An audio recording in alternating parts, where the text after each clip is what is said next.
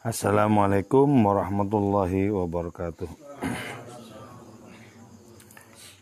Bismillahirrahmanirrahim. Hamdan wa sana'an laka ya Allah, salatan wa salaman laka ya Habiballah wa ala alika wa ashabika ya khair khalqillah laka ya Rasulullah wa li jami' man ittaba'adinaka ya Habiballah. Haqiqatan min ladun Adam ila yaumil qiyamah wa nakhusu khususan minhum ila hadratus Syekh Maulana Jalaluddin Rumi radhiyallahu lana wa lahumul Fatihah. A'udzu billahi minasyaitonir rajim. Bismillahirrahmanirrahim. Alhamdulillahirabbil alamin arrahmanir rahim maliki yaumiddin. Iyyaka na'budu wa iyyaka nasta'in ihdinas siratal mustaqim. Ghairil maghdubi 'alaihim waladdallin. Amin. Litaqarrubina ila Allah ta'ala limuhabbatina ila Rasulillah sallallahu alaihi wasallam li salamatina fid din wa dunya wal akhirah liqadha duyunina liqadha hajatina min hawajid dunya wal akhirah litaysir arzaqina halalan thayyiban mubarakan katsiran wa sa'a li sihhati jasadina wa qulubina li amradina zahiran batina lidamil balaya wal mihan wal fitan wal amrad razaqama limanabi'ina limasalihina li ahli baitina وأولادنا ذرياتنا وجوارنا أصدقائنا جميع المسلمين والمسلمات والمؤمنين المؤمنات الأحياء منهم والأموات والأعز الإسلام والمسلمين بجودك يا الله بشفاعة نبيك يا الله ببركات أوليائك يا الله بأسرار الفاتحة.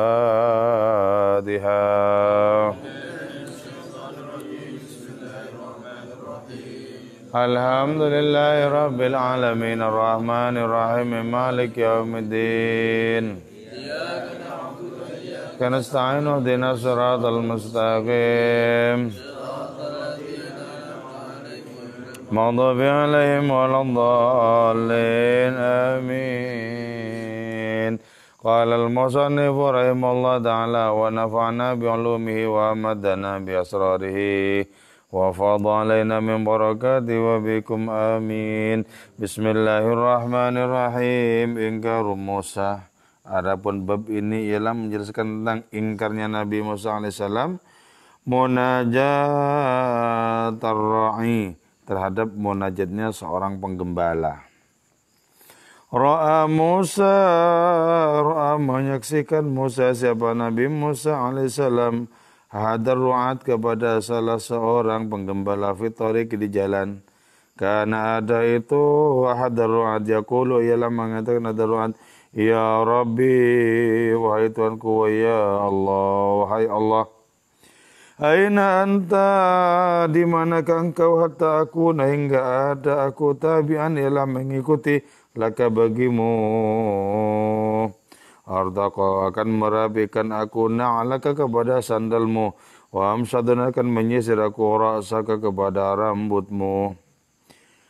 Awsila akan membasuh, akan mencuci aku thiyabaka terhadap baju-bajumu, wa aqdula dan membunuh aku kepada suatu fi'at dalam itu thiyab yang kemarin dari kutu, wa atiyaka dan akan memberikan aku kepadamu bil halib dengan susu. Ayuhal muhtashim, wahai yang terhormat, aqbala akan menjum aku yadakal lati terhadap tanganmu yang lembut itu, wadlaka dan akan menggosok aku qadamaka kepada kakimu al-latifah yang lembut.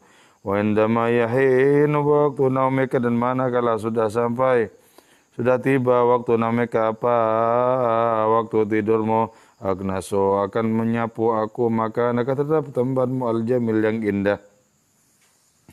Ya man fidauka kullu ma'zin, ya man wahai engkau fidauka adapun tebusanmu, kullu ma'zin ialah setiap orang yang menghibur, wa ya man wahai engkau ala dzikraka atas zikir kepadamu, sayhatu wajdi wa syauqi adapun jeritan cinta dan rinduku, wa akhadha lalika ar-ra'i yajtifu ala hadzal nahwi, wa akhadha dan terus menerus dzalika ar-ra'i siapa itu penggembala, yajtifu menyatakan itu ra'i ala hadzal nahwi terhadap kalimat semacam ini, Faqala lahu Musa, maka berkata lahu bagi itu Hadrat Musa, siapa Nabi Musa alaihissalam, ma'man beserta siapa tatahaddatsu berbincang-bincang kau ya fulan wahai fulan. Qala menjawab itu fulan, ma dzalika syahsi berserta ia alladzi khalaqa yang telah menciptakan alladzina kepada kita, walladzi abdadan dia abda'a yang telah mewujudkan itu ladzi hadzal ardu terhadap bumi ini, wa hadzal falak dan planet ini.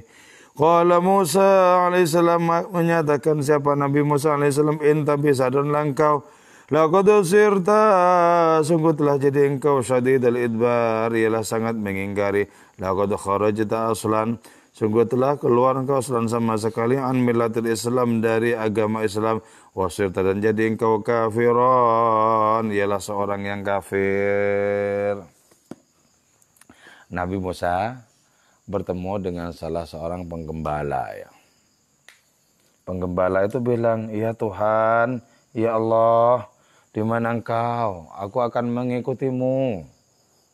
Nah, ini ya komunikasi dengan Allah Ta'ala dalam tanda kutip diturunkan menjadi komunikasi dengan makhluk. Engkau di mana? Aku akan mengikutimu. Itu kan komunikasi di antara sesama makhluk. Terus lebih tegas lagi, aku akan merapikan sandalmu, aku akan menyisir rambutmu. Di mana engkau Tuhan? Jadi apa yang sesungguhnya tidak biasanya disematkan kepada Allah oleh salah seorang penggembala yang disematkan. Kan merapikan sandal, masa Allah bersandal? Atau menyisir rambut, masa Allah berambut? Ini si penggembala ini. Terus sila thiyabaka, aku akan mencuci pakaian-pakaianmu. Aku akan membunuh kutu yang ada di pakaian itu. Memang pakai pakaian ada kutunya, kan enggak? Terus aku akan memberikan kepadamu susu, wahai yang terhormat.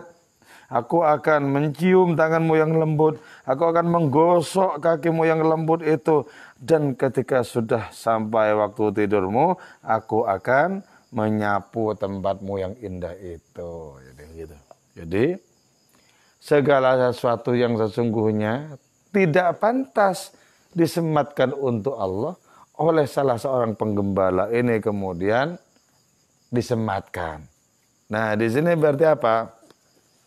Berarti tanzihnya Allah itu ya. Tanzih itu Allah Maha Suci dari segala atribut kebaruan manusia. Maha Suci. Jadi disebut punya rambut maka akan disisir, punya sandal akan dirapikan. Nah, Allah itu Maha Suci dari atribut-atribut makhluk. Seperti bersandal dan berambut gitu ya. Maha Suci dari itu. Tapi si makhluk ini dengan seenaknya saja ngomong seperti itu. Berarti apa? Tanzihnya itu diganti dengan tasbih. Tasbih itu apa? Menyerupakan Allah dengan makhluk-makhluknya itu tasbih. Kalau tanzih mensucikan Allah dari atribut makhluk-makhluknya. Tanzih. Engkau maha segalanya. Yang sama sekali tak pantas disandang oleh manusia. Tanzih. Tapi ketika disebutkan bahwa Allah bersandal, Allah berambut, itu namanya tasbih. Nah, di dalam agama kita, dua-duanya itu ada. Dua-duanya ada. Dalam Al-Quran itu, dua-duanya ada. Allah Maha Suci dari atribut-atribut makhluk, oke. Tapi juga Allah menyebut dirinya, misalnya, punya tangan. Yadullah fawqa aydihim. Tangan Allah di atas tangan mereka. Gitu ya. Jadi, dua-duanya ini ada. Tapi biasanya kalau sampai menggunakan bahasa tasbih atau penyerupaan itu ditakwil.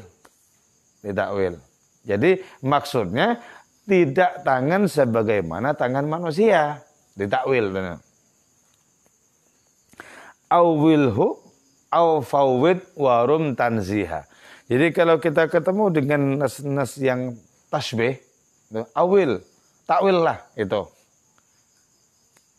Au fawwid warum tanzih atau serahkan kepada Allah Ta'ala dan bermaksudlah memahasucikan Allah. Misalnya Allah menyebut yadullah, tangan Allah di atas tangan mereka. Gitu. Jadi kita bisa menakwilkan tangan itu apa, atau kalau kita tidak menakwilkan, tidak menafsirkan bahwa tangan itu apa, ya serahkan kepada Allah. Pokoknya Allah yang Maha tahu apa artinya ini, gitu loh. Nah, ini tidak. Nah, apa sebabnya? Kok si penggembala ini kemudian mentasbihkan Allah Ta'ala? Seperti misalnya, aku akan memberimu susu, aku akan mencium tanganmu, menggosok kakimu, nanti ketika sudah waktumu tidur, aku akan menyapu tempatmu. Apa maksudnya? Kok kemudian semuanya itu ditasbihkan di dalam kata-kata si penggembala ini? Maksudnya adalah bahwa si gembala ini adalah orang yang termabuk-mabuk kepada Allah Ta'ala. Sehingga yang paling mudah diucapkan sama orang ini. Diucapkan sama orang ini. Yang penting apa? Yang penting menunjukkan adanya keberpihakan kepada Allah Ta'ala. Aku akan ikut engkau kemanapun kau pergi. Aku akan melayanimu. Nah, ke arah sana. Nah, ini rupanya tidak cocok untuk Nabi Musa yang syar'i. Nabi Musa yang berpegang kepada syariat tidak cocok. Karena itu Nabi Musa kemudian mengawali kalimatnya, "Ma'aman tatahadats." Kau ngomong sama siapa? Kok seenaknya saja kan? Ternyata aku ngomong sama dia yang menciptakan kita, yang menciptakan langit, menciptakan bumi, menciptakan segala-galanya. Ngomong dengan Allah ini ternyata. Jadi, karena itu ternyata berbincang-bincang dengan Allah Ta'ala dengan bahasa yang menggunakan atribut-atribut kebaruan manusia, maka kemudian Nabi Musa bilang, "Intabih, sadar. Emangnya kau ngomong dengan temanmu apa?" Sadar. Nah, ini sesungguhnya merupakan apa? Merupakan adanya dua kutub. Munculnya dua kutub itu loh. Yang satunya mabuk, satunya sadar. Karena mabuk ngomong seenaknya. Nah, karena sadar maka kemudian bilang, "Intabih, ayo sadar." Enggak begitu caranya. Tidak begitu kalimatmu semestinya. "Intabih, sadar. Engkau sekarang dengan kalimat-kalimatmu itu sungguh engkau berpaling dari yang semestinya. Engkau ingkar berarti. Kalau begitu, engkau sudah keluar dari agama Islam. Engkau kafir." Nah, jadi Nabi Musa ini benar. Kenapa? Karena beliau melihat lahiriah ungkapan orang itu. Nah, orang itu juga benar. Apa ada aturan bagi orang yang mabuk? Apa ada aturan bagi orang yang mabuk? Jadi ketika orang hatinya dicengkram oleh Allah Ta'ala dan cinta orang itu meluap-luap kepada hadirnya, maka ungkapan seperti ini merupakan sesuatu yang bisa dimaklumi. Ungkapan seperti ini. Jadi ungkapan yang secara lahiriah tidak pantas disematkan kepada Allah Ta'ala. Tidak pantas. Tapi karena orang itu sudah melabrak berbagai macam aturan dengan kegilaan yang dimiliki, apa artinya pantas dan tidak pantas? Jadi, apa artinya pantas dan tidak pantas? Saat itu. Ayyuhura'in hadza. Ini gurauan macam apa, kata Nabi Musa itu? Emangnya kamu bersenda gurau apa? Engkau dengan Tuhanmu main gurau seperti itu. Wa ayyu kufrin wa'atahu. Kekufuran macam apa yang sudah kau terangkan dengan kata-katamu tadi itu? Ya. Jadi di sini rupanya ada batas bainahuma barzakhun la yabghiyan. Sama seperti adanya dua samudra, yang satu asin bahkan pahit, satunya tawar, dan di antara keduanya ada batas. Bainahuma barzakhun, ada batas. La yabghiyan, tidak saling merecoki. Jadi si mabuk ini berada di dalam koridor mabuknya, si sadar berada di dalam koridor sadarnya. Tetap nggak nyampur. Nanti di belakang setelah bab ini akan ada pembelaan Allah Ta'ala kepada si gila ini. Itu menunjukkan bahwa di antara hamba-hambanya itu ada yang memiliki cinta meluap-luap, cinta berkobar-kobar, yang tidak bisa dibatasi oleh peraturan-peraturan syar'i. Cinta berkobar. Kita yang tidak pernah merasakan seperti apa cinta meluap-luap itu cuma membayangkan ada orang yang dari saking gandrungnya kepada Allah, saking cintanya kepada Allah Subhanahu wa taala, buta kepada yang lain, termasuk juga buta kepada peraturan-peraturan itu. Bagaimana orang sadar ini bisa mengatur orang mabuk? Jadi perspektifnya itu berbeda, paradigmanya berbeda.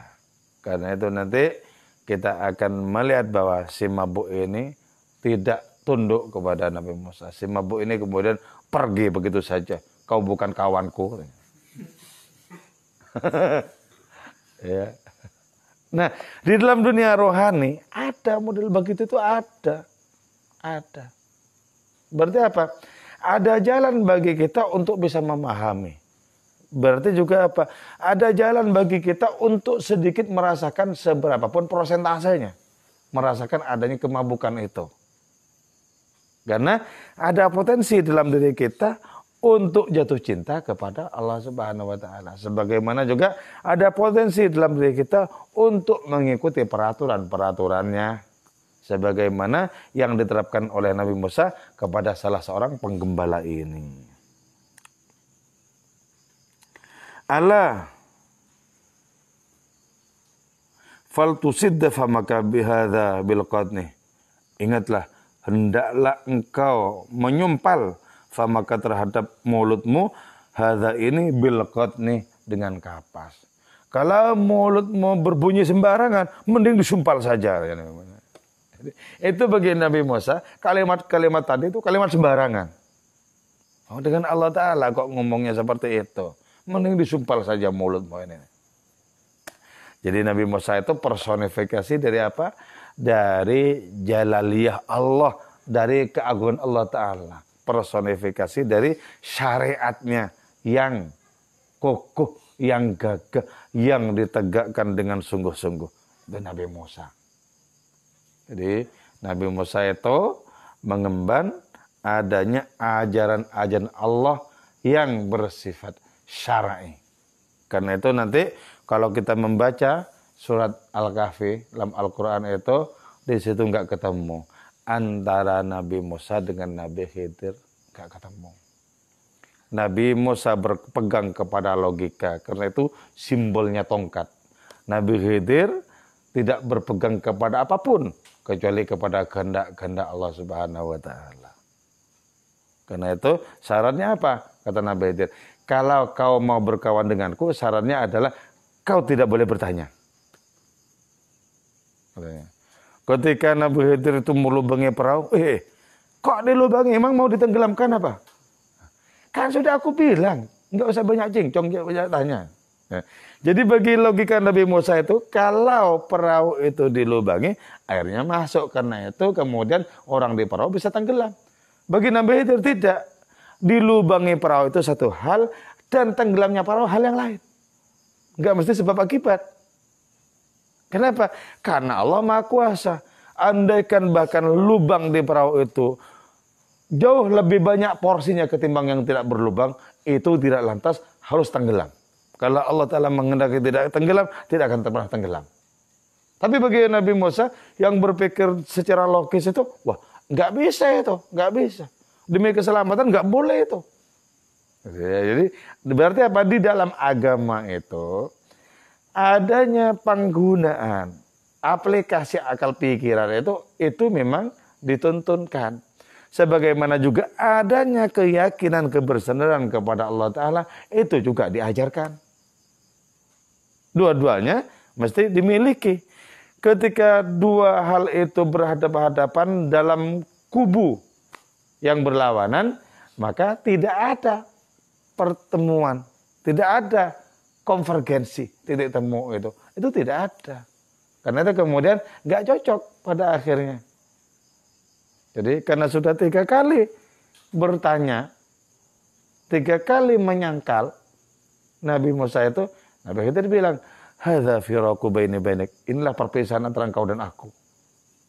Jadi, karena itu Nabi Khidir punya ilmu yang Nabi Musa tidak punya. Tapi juga Nabi Musa punya ilmu yang Nabi Khidir nggak punya. Dalam tingkatan kenabian, tentu saja lebih tinggi Nabi Musa. Kenapa? Nabi Khidir itu salah satu umatnya. Terus Nabi Musa itu Rasul, tidak hanya Rasul, ulul azmi. Nabi Khidir nggak masuk di situ. Tapi walaupun tak masuk di situ, itu terserah Allah Subhanahu Wa Taala memberikan ilmu kepada orang-orang pilihannya dalam hal tertentu melampaui ilmu yang dimiliki oleh Rasulnya. Ini bisa, terserah Gusti Allah Subhanahu Wa Taala. Bukankah juga banyak ajaran-ajaran Allah Taala itu yang tidak terutama lewat Nabi, tapi lewat di antara para sahabatnya. Contoh, penempatan tentara pada perang Badar. Nabi itu semuanya sudah menempatkan tentara-tentara. Sayyidina Umar tanya, ini petunjuk Allah atau taktik jenengan dalam dunia peperangan? Oh, ini cuma pikiran saya. Oh, kalau begitu mending dipindah ke sana, dekatnya sumur Badar itu.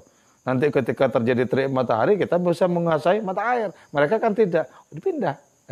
Jadi Allah Subhanahu Wa Taala itu kadang memunculkan kebenaran itu dalam tanda kutip tidak dalam dunia mainstream, tapi lewat jalur yang lain. Itu boleh, sah. Sebagaimana Allah menjadikan Nabi Musa itu menjadi dewasa dalam keilmuan ketika dipertemukan dengan salah seorang umatnya Nabi Musa sendiri yang Allah memberikan ilmu kepada orang itu, kepada Nabi Khidir itu, dan tak memberikannya kepada Nabi Musa. Gitu ya. Ini berarti apa? Berarti adanya kekayaan rohani, kekayaan ilmu di dalam Islam itu. Jadi kalau dalam konteks kesehatan misalnya, ilmu kedokteran itu penting, tapi juga bukan segala-galanya. Di saat-saat tertentu ilmu suwu lebih penting. Nah, ini adanya saling melengkapi ini merupakan ajaran Islam. Saling melengkapi itu. Jadi tidak bisa kita bersekukuh pada satu jalan dan kemudian kita ingkar kepada jalan yang lain. Ada banyak jalan untuk sampai kepada Allah Subhanahu Wa Taala. Ada banyak jalan. Jadi Nabi Musa ini nanggapinya serius sekali kan. Ini gurauan macam apa? Ya, serius sekali. Padahal kata si gila, kata si penggembala itu, ini kan cuma kalimat enteng-entengan kok ditanggapi serius.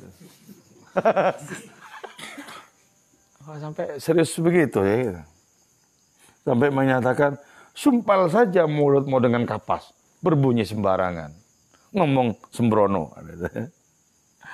Laqad asaba natnu kufrika dunya binat, sungguh telah menimpakan natnu kufrika apa kebusukan kekufuranmu itu dunia terhadap dunia binat dengan kebusukan dunia ini menjadi busuk dengan kekufuranmu. Wow, keras sekali tanggapannya ya, keras sekali. Wa ja'ala kufruka dibajatin khalqan, wa ja'ala dan menjadikan kufruka apa kekafiranmu itu dibajatin terhadap ketentuan agama khalqan terhadap makhluk lah. Kamu ini kekufuranmu itu sudah menjadikan agama ini murni bernuansa makhluk. Di mana kalau begitu kesucian Allah Ta'ala? Kau bilang Allah punya sandal. Emang Allah Ta'ala memiliki kaki seperti manusia? Kau bilang mau menyisir rambutnya Allah. Memang Allah punya rambut seperti manusia? Dimarahi habis-habisan oleh Nabi Musa. Inna ala sesungguhnya sandal wal khafa dan sepatu la iqani ala pantas keduanya bika bagimu. Sandal dan sepatu itu pantasnya untukmu bukan untuk Allah. Wa mata talikum mithlu hadhil asya' bisamdi sumus, dan kapankah menjadi pantas mithlu hadhil asya' apa perumpamaan perkara-perkara ini bisamsi sumus dengan mataharinya matahari. Allah itu cahaya di atas segala cahaya. Bagaimana mungkin adanya sandal itu, adanya sepatu itu, adanya rambut itu kau nisbatkan kepada yang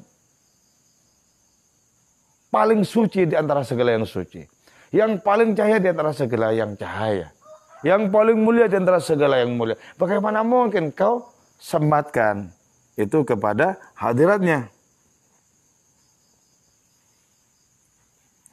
Fa'ilam tusidda, maka jika tidak menyumpal engkau halqaka terhadap tenggorokanmu an hadzal hura, dari adanya senda gurau ini, la syabat, nescaya muncul narun, apa api, ahraqat yang membakar itu api, al khalqa kepada makhluk. Kalau tenggorokan mau tidak disumpal, nanti malah muncul api yang membakar makhluk. Gimana kalau makhluk-makhluk yang lain ngikuti kamu? Bilang begitu juga, ya Allah, aku akan membersihkan tempat tidurmu. Kalau makhluk ngikuti, apa tidak terbakar semuanya ini? Gara-gara kerongkonganmu itu nggak disumpal, semesta terbakar karena kata-katamu.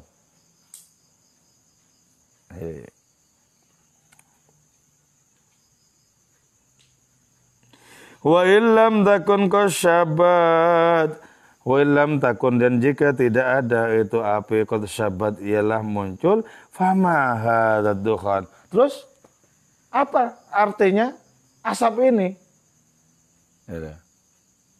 Adanya asap ini menunjukkan adanya api gitu loh.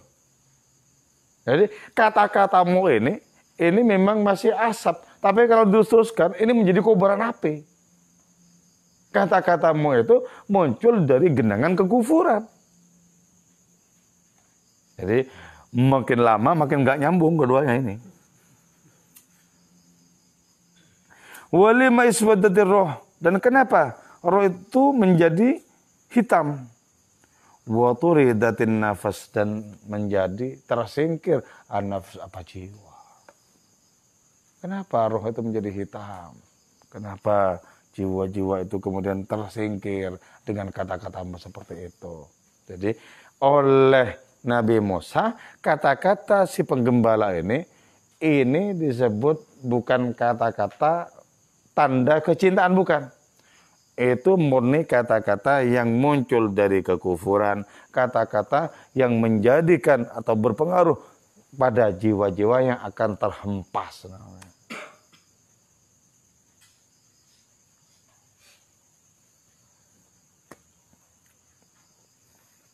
Jadi ada seorang wali yang antara sadar dengan jazabnya itu imbang.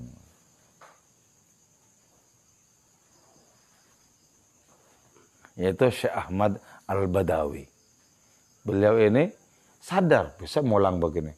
Tapi masuk dalam dunia mabuk itu juga bisa. Sama-sama bisa. Syekh Ahmad Al-Badawi ini ya, sesungguhnya jazab pada awalnya. Allah memberikan akal, memberikan kecerdasan luar biasa.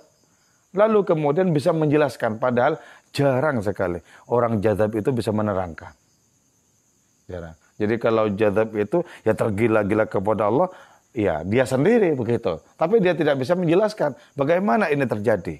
Bagaimana ini semestinya. Tidak bisa. Nah kalau Syekh Ahmad Al-Badawi ini bisa. Dia mabuk kepada Allah itu bisa menikmati dan menjelaskan apa yang dialami itu juga bisa. Suatu saat ya, dalam penjelasannya yang tidak terpahami kecuali ditimpakan kepada orang yang ingkar itu satu pelajaran. Syekh Ahmad Al-Badawi itu kelihatan tidak sholat. Tidak ada yang menyaksikan beliau itu sholat di mana, enggak yang menyaksikan. Syekh Ahmad Al-Badawi itu. Nah, orang yang tidak percaya ini bersikukuh kalau Syekh Ahmad Al-Badawi itu bukan muslim yang patuh. Bersikukuh. Buktinya apa? Enggak sholat. Sini kamu katanya. Orang yang ingkar tuh. Mendekat ditendang. Ditendang itu kemudian terlempar jauh sampai akhirnya berada di sebuah pulau. Jadi dari saking jauhnya tek tendang. Berada di sebuah pulau tak berpenghuni.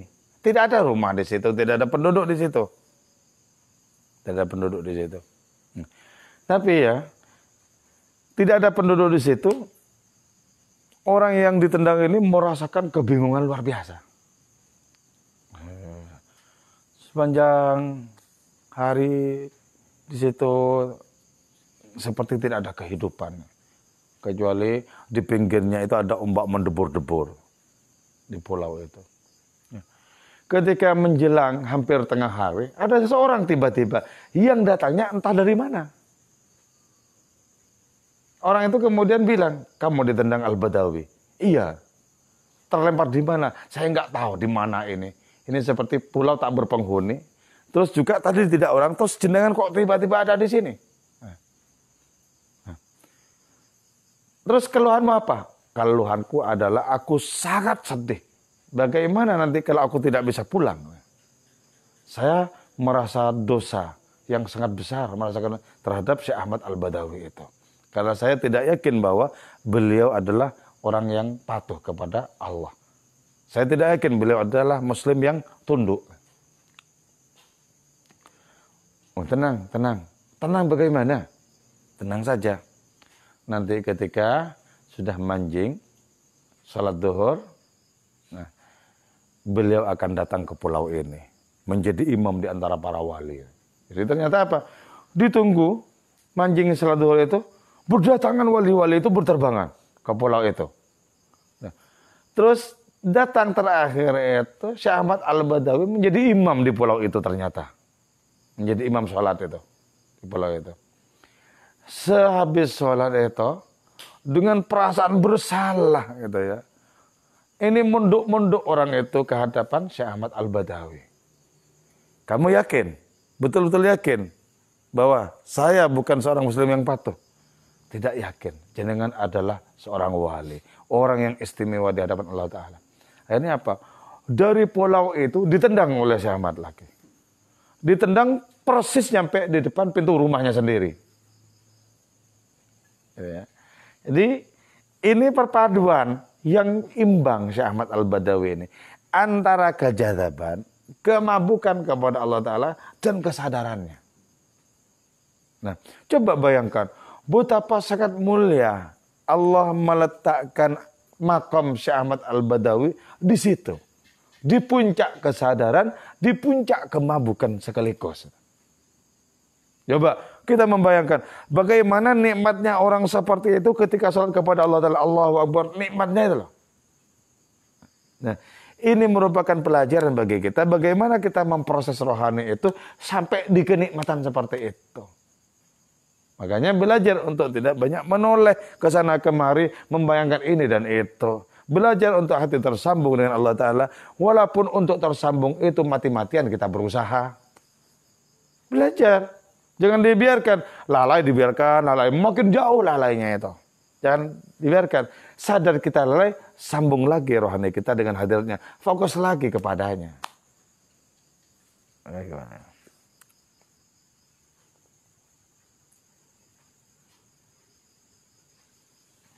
Fa in kunta ta'lamu anna Allah huwal hakam fa kaifa yakunu mu'taqadaka wal hura wat tawaqquf.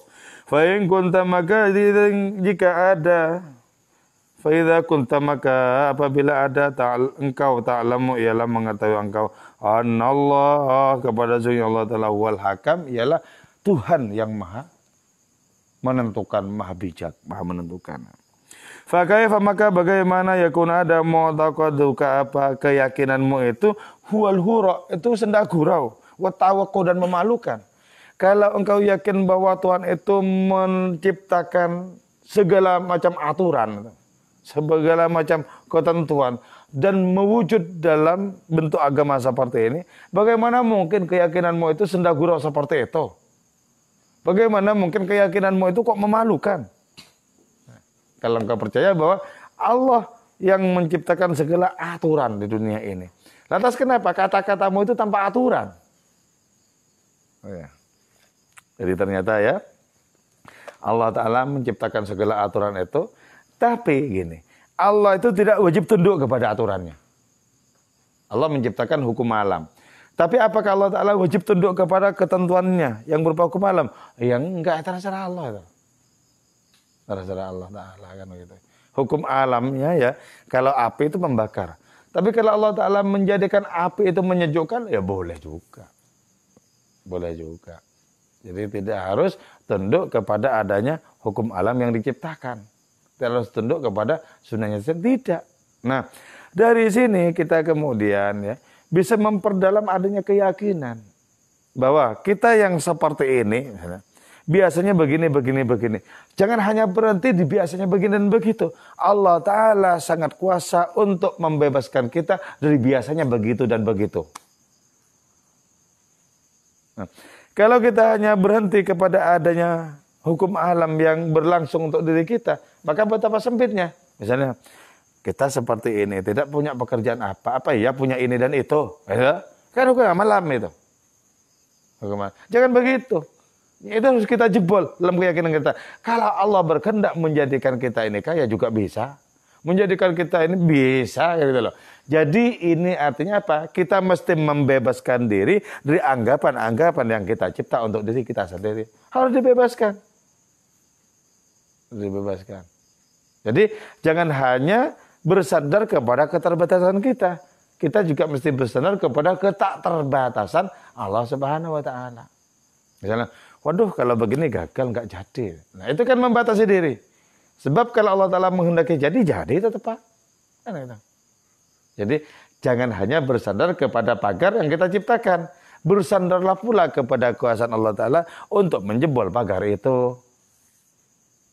Jadi ada dua hal yang mesti kita pakai, yaitu penglihatan kita terhadap keterbatasan kita dan penglihatan kita kepada tak terbatasnya Allah Ta'ala.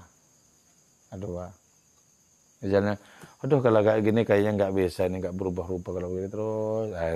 Itu kan karena hanya sudah terpengaruh oleh pekarangan sempit yang diciptakan sendiri. Wong orang yang digdaya, orang yang luar biasa, itu bukan karena kemampuan mereka kok. Itu karena disokong oleh Allah gitu. Disokong oleh Allah Ta'ala. Syekh Abdul Qadir Jilani sampai kepada derajat yang tinggi. Bukan karena amalnya itu. Tapi murni karunia. Itulah, murni karunia. Satu hal. Di hal yang lain, kita juga sebagaimana beliau itu semangat beribadah, aku pun juga harus semangat. Jadi dua hal ini sama-sama dipegang. Ikhtiar itu kita pegang karena diperintahkan untuk ikhtiar. Tapi juga menyaksikan Allah Ta'ala menguasai segala sesuatu, kita pegang. Sehingga kita tidak hanya bersandar kepada ikhtiar-ikhtiar kita sendiri itu, tidak. Kita bersandar kepada kemahan Allah Ta'ala. Gitu ya.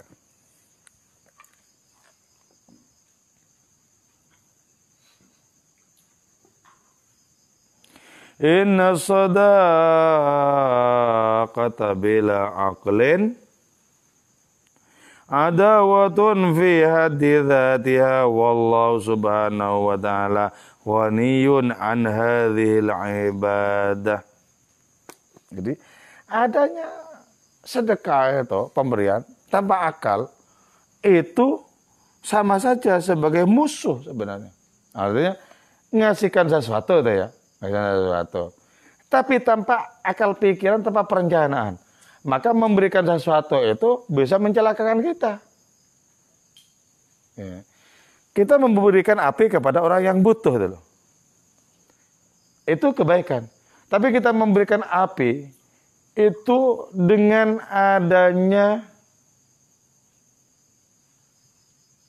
persentase yang tak terkira-kira kepada orang yang tak membutuhkan api, itu bisa menjadikan kita hancur karena itu. Orang nggak butuh apa-apa, terus kita kasih kayu yang menyala, ini untuk kamu loh. Orang itu nggak butuh apa-apa. Iya kalau mau masak, kalau semacamnya. Apalagi disodorkan, apalagi kena badannya orang itu. Jadi pemberian itu kalau tidak pas, itu justru menjadi awal dari permusuhan. Misalnya ya, ada orang yang nggak sakit gigi, mau dicabut giginya. Iya kalau orang sakit gigi itu memang tidak dicabut. Ini nggak sakit dicabut, bisa berkelahi nanti. Tak cabut loh, nggak butuh dicabut, mau tak cabut. Masalah kan? Jadi tanpa akal itu, tanpa adanya perencanaan, tanpa adanya pemikiran, tanpa adanya kesadaran, sesuatu yang baik bagi seseorang itu bisa menjadi awal permusuhan bagi orang lain. Misalnya ya, dijelaskan dalam sebuah buku karya Anthony de Mello itu ya. Ada seekor kera ya, yang berjerih payah mengambil ikan dari kolam itu. Diambil. Lah kenapa kok diambil? Saya kasihan biar nggak tenggelam ini. Lah. Memang tempatnya di situ kok diambil biar tidak tenggelam. Malah mematikan. Jadi kalau misalnya kera itu nolong kucing, iya betul. Karena tempatnya kucing bukan di air. Ikan ditarik biar tidak tenggelam katanya. Nah, jadi ini artinya apa? Ini yang disebut dengan adanya kebaikan tanpa adanya pikiran. Kebaikan untuk makhluk yang lain, ini malapetaka bagi ikan. Gitu. Ada binatang yang disebut oleh Syekh Abdul Qadir Jilani dalam kitab Al-Fathur Rabbani itu. Bernama salamander. Binatang itu hidupnya di tengah kobaran api. Jangan bilang kemudian, tak ambil kamu biar tidak terbakar. Justru hidupnya di tempat begitu kok malah diambil. Diambil mati. Gitu ya. Dan juga ada orang yang tidak biasa ngaji. Kemudian teman yang ikut ngaji dipanggil, ada perlunya. Apa? Aku kasihan kamu duduk dari tadi. Itu menikmati kok malah maksudnya. Jadi itu ya. Jadi adanya tindakan tanpa adanya latar belakang pemikiran yang pas itu bisa menjadi kekacauan. Wallahu subhanahu wa ta'ala ghaniyun an hadhil ibadah. Allah Ta'ala itu tidak butuh ibadah kita semua. Kalau Allah tidak butuh ibadah kita semua, ibadahnya manusia, apalagi terhadap kata-katamu yang ngaco tadi, makin nggak butuh. Jadi yang disebut ngaco itu, Allah dipandang punya kaki, dan karena itu punya sandal. Gitu.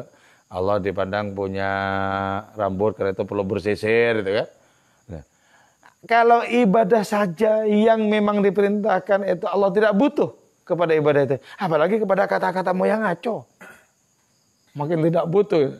Nah, padahal ya boleh jadi Allah sendiri yang men-setting kalimat-kalimat ngaco itu. Karena itu nanti Allah Ta'ala menyatakan, berfirman, jangan diusir, aku senang kata-katanya itu. Berarti apa? Allah berada di balik ungkapan-ungkapan orang yang tergila-gila kepada hadiratnya.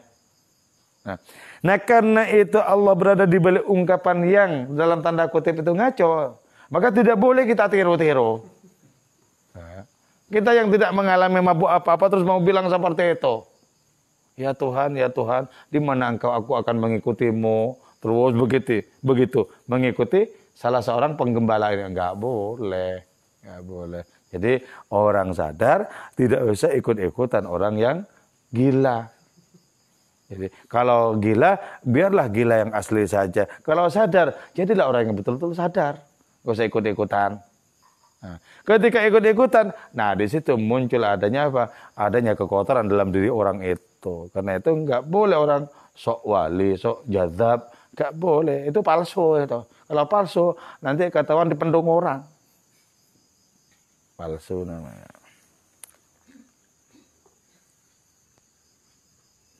Fama man tatahaddat hakadha, beserta siapa engkau berbincang-bincang? Ma'amika, kau ngomong sama pamanmu apa? Kepada Tuhan begitu, kepada Allah begitu. Emang pamanmu Pak Tuhan itu? Au makhalika, atau beserta paman. Jadi ini ya, amun itu paman, tapi paman yang merupakan saudara bapak. Ya. Kalau kholun itu paman, tapi saudara ibu sama-sama paman. Jadi bahasa Arabnya itu lain antara paman dari bapak dan paman dari ibu. Paman dari bapak amon, paman dari ibu kholun.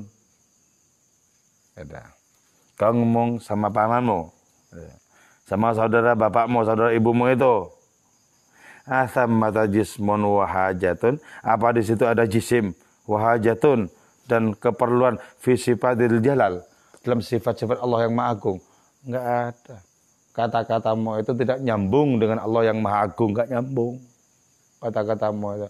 Tapi apa yang akan menggandoli si gila itu? Nggak urusan dengan nyambung dan tidak nyambung kan gitu. Yang namanya orang gila itu nggak ada hubungan. Mau nyambung, mau nggak nyambung, terserah kamu. Jadi hanya orang waras yang menilai nyambung dan tidak nyambung. Bagi si gila, yang penting enak dikatakan, katakan saja.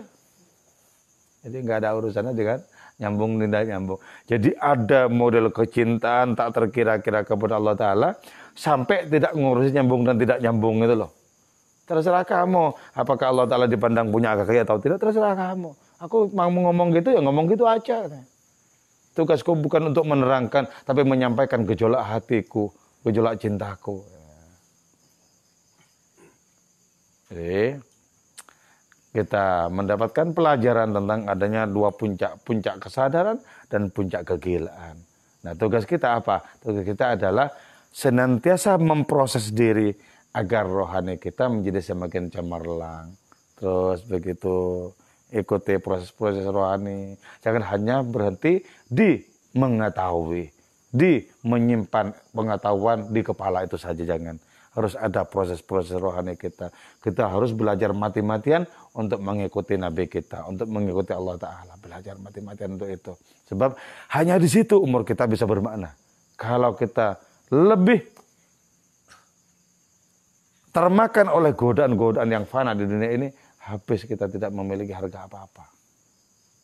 Jadi umur kita mesti kita pakai ke sana, kepada adanya taqarrub, mendekat kepada hadirnya itu. Oke, wal afa minkum.